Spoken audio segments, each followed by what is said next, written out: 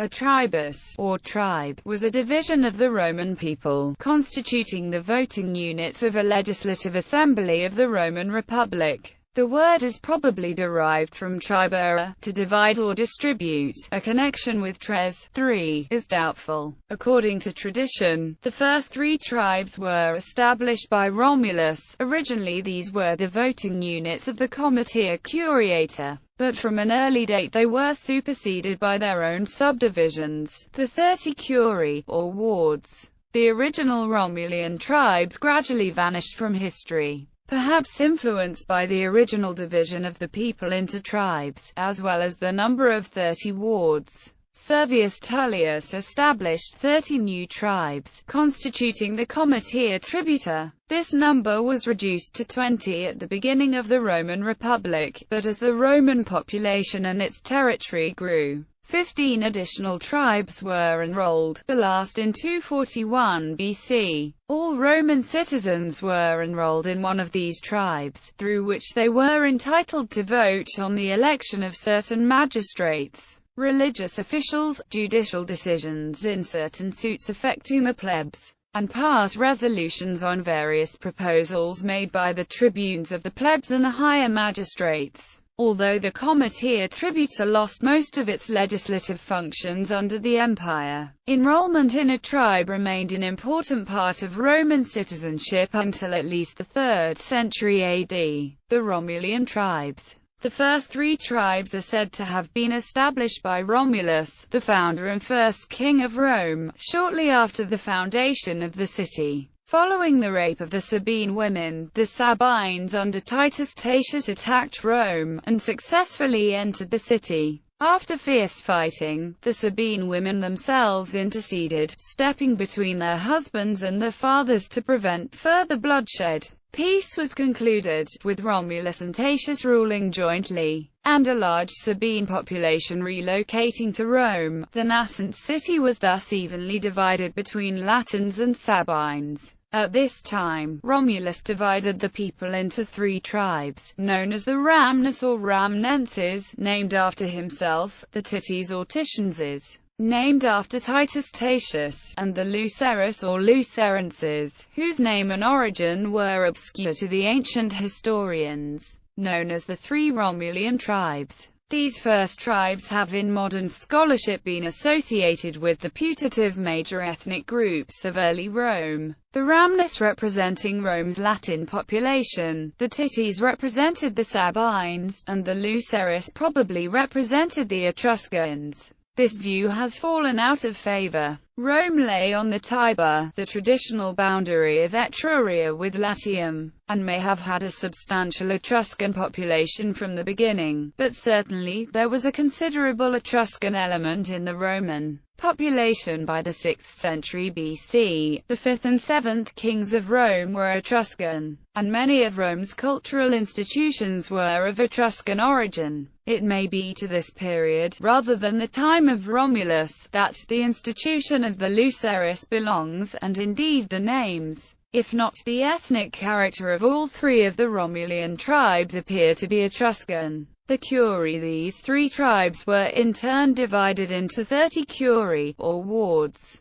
the organization of which is unclear. They were said to have been named after 30 of the Sabine women, but of the 9 Curie whose names are known today, several are of geographical origin. The only Curie whose names are now known were Aculea, Calabra, Forcia, Foriensis, Rapta, Tifata, Tisha, Veliensis, and Velicia. In the past, it was widely believed that membership in the Curie was limited to the patricians, and that statements to the contrary, indicating that Cleontes were admitted, meant no more than that they were passive members with no voting rights. However, Mommsen argued convincingly that the plebeians were included in voting, and this view now appears to have prevailed. The plebeians were included either from the beginning, or at least from an early date, certainly from the earliest years of the Republic. The members of the Curie were known as curiales.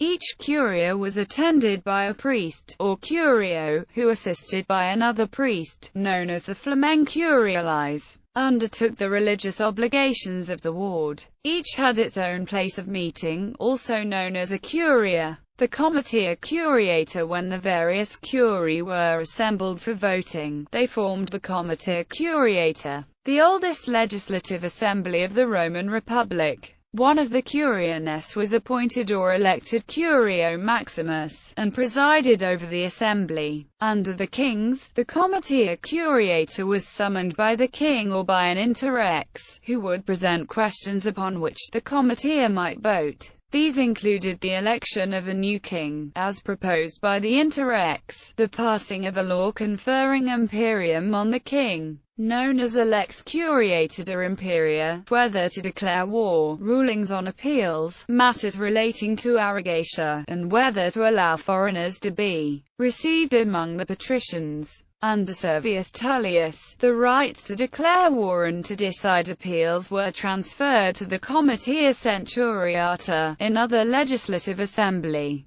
After the downfall of the Roman monarchy, questions were presented to the comitia curiata by the Roman Senate. However, between 494 and 449 BC, most of its functions were relegated to the comitia tributa and the comitia centuriata. The higher magistrates were elected by the comitia centuriata, which also presided over certain capital trials, and held the power to declare war, and to pass legislation presented by the Senate. Lesser magistrates were elected by the comitia tributa, which also elected religious officials, presided over trials affecting the plebeians, and passed resolutions based on legislation proposed by the tribunes of the plebs and various magistrates. The comitia curiata retained the power to confer imperium on magistrates elected by the comitia centuriata, and to confirm alterations in the Roman constitution decided upon by the other two comitia. Both of these, however, required the Senate to propose them before the comitia could act.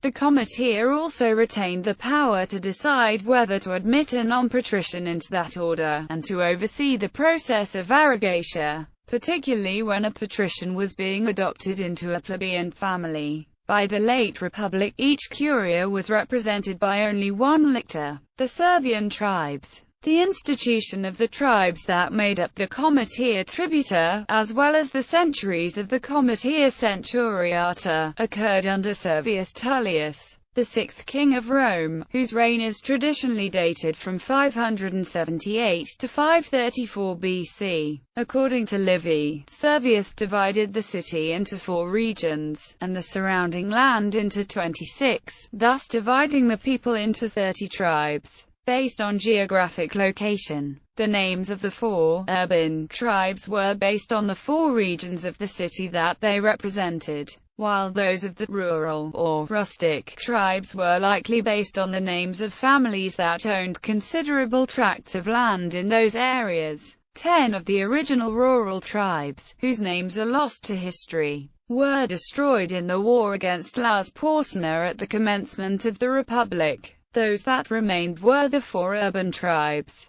Collina, Escalina, Palatina, and Suburana, together with 16 rural tribes, Aemilia, Camilia, Cornelia, Fabia, Galeria, Horatia, Lemania, Moninia, Papiria, Pollia, Popilia, Pupinia, Romelia, Sergia, Veturia, and Voltinia. Later tribes. When the Sabine Appius Claudius removed to Rome together with his clientes, in 504 BC, he was admitted to the patriciate, and assigned lands in the region around the mouth of the Ania. These settlers became the basis of the Tribus Claudia, which was subsequently enlarged to become the Tribus Crustumina or Clustumina. 4 more tribes were added in 387 BC. Arniensis, Sabatina, Stellatina, and Tromentina. With the addition of Volscian territory in 358 BC, 2 more tribes were formed, Pomptina and Publilia. In 332, the censors Quintus Publilius Philo and Spurius Postumius enrolled an additional 2 tribes, Metra and Scaptia. Eufantina and Falerina followed in 318, and in 299 Aniensis and Tarentina were added.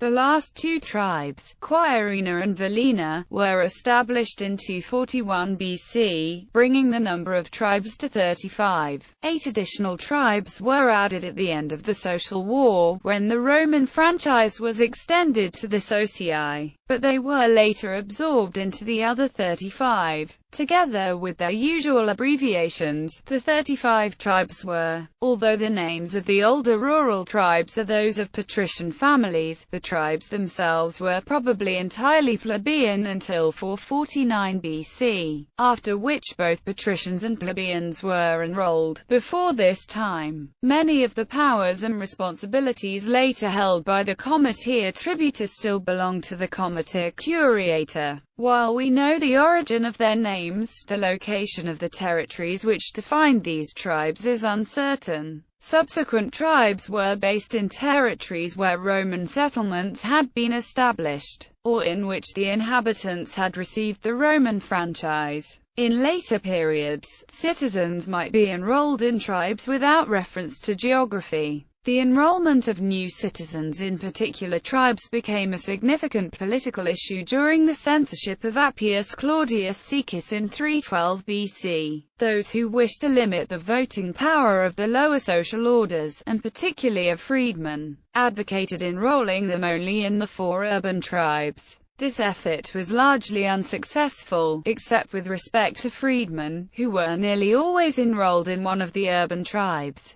A similar attempt to limit the power of newly enfranchised citizens followed the end of the Social War. It was also possible for one of the censors to punish an individual by expelling him from one of the rustic tribes, and assigning him to one of the urban tribes. This was known as tribu mover. The tribes functioned as civil divisions of the populace for purposes of the census, taxation, and military service. Each tribe possessed its own officers, including a curator tribuum, who served as the head of the tribe, and tribunierae, or tribunes of the treasury, whose responsibility was for the tribe's financial obligations of the tribe. They were responsible for collecting the war tax, and distributed pay to the tribe's soldiers. Toward the end of the Republic, the importance of the tribus was such that it became an official part of a Roman's name, usually appearing in the most formal documents and inscriptions, between a citizen's filiation and any cognomina. In imperial times, the enrollment of citizens in tribes along a geographic basis was resumed. For instance, Easterners were typically enrolled in the tribes Collina and Quirina, while in Gallia Narbonensis enrollment in the tribus Voltinia was preferred.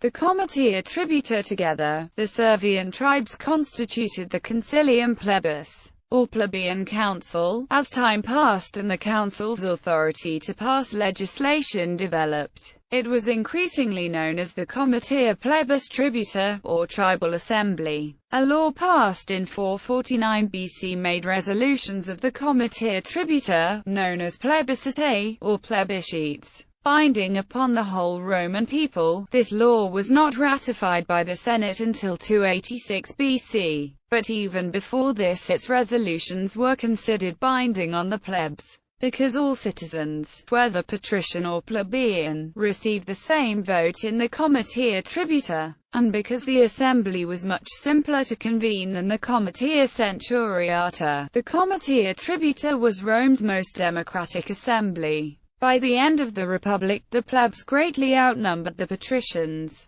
and it was through this comitia that the collective will of the citizens could be exercised without regard to wealth or status. Powers. The comitia tributa elected all of the lower magistrates, including the tribunes of the plebs, the military tribunes, the plebeian aedila and the curule aedila. A committee of 17 tribes, chosen by lot, nominated the Pontifex Maximus, and co-opted members of the Collegia of the Pontifex, Augurs, and the Decemviri Sacrorum. The comitia could pass resolutions proposed by the tribunes of the plebs, or by the higher magistrates, on both domestic and foreign matters, such as the making of treaties or concluding of peace. Proposals had to be published before receiving a vote, and were passed or rejected as a whole, without modification. Although the Senate might review these resolutions, it could only reject them if they had been passed without the proper formalities. The Comité Attributor also decided suits instituted by the plebeian tribunes and aedile, for offences against the plebs or their representatives. Procedures beginning with the institution of the tribunes of the plebs in 494 BC. The Comité Attributor was normally summoned by the tribunes themselves. Magistrates could also convene the comitia, but only with the consent of the tribunes. The comitia was summoned by the proclamation of a praeco, a crier or herald, at least 17 days before the meeting. The auspices would be taken, and the meeting could only proceed if they were favorable. The tribes convened at daybreak, and were obliged to adjourn at sunset. If summoned by one of the tribunes, the tribes had to gather within the city, or within a 1-mile radius of the city. This was the boundary of a tribune's authority. In the first centuries of the Republic, the comitia usually met on the Capitol, in the Forum, or at the Comitium. If summoned by one of the magistrates, the comitia typically met on the Campus Martius. After a prayer, unaccompanied by sacrifice, proposals would be read, and the citizens arranged by tribe.